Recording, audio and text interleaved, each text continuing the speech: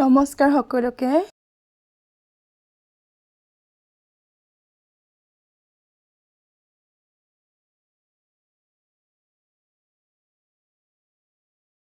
এক তাৰিখ হ'লেও কোনো ধৰণৰ পিকনিকৰ ব্যৱস্থা আমাৰ নাই, কাৰণ আজি হৈছে স্কুল খোলা দিন।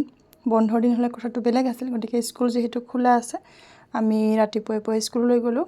আশা কৰোঁ এই নতুন বছৰটোৱে আপোনালোক সকলোলৈকে আনক অলেখ অযুত সুখ সমৃদ্ধি আৰু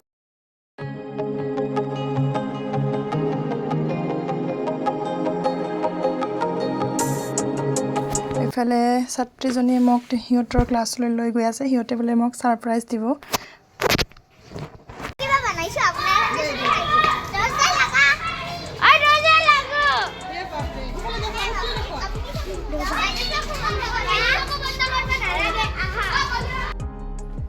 মই যেতিয়া সিহঁতৰ ৰুমলৈ গ'লোঁ, দেখিলোঁ যে সিহঁতে কণ হাতেৰে খুব ধুনীয়াকৈ গোটেই ক্লাছৰুমটো ধুনীয়াকৈ সজাইছে নতুন বছৰৰ শুভেচ্ছা দিবৰ কাৰণে।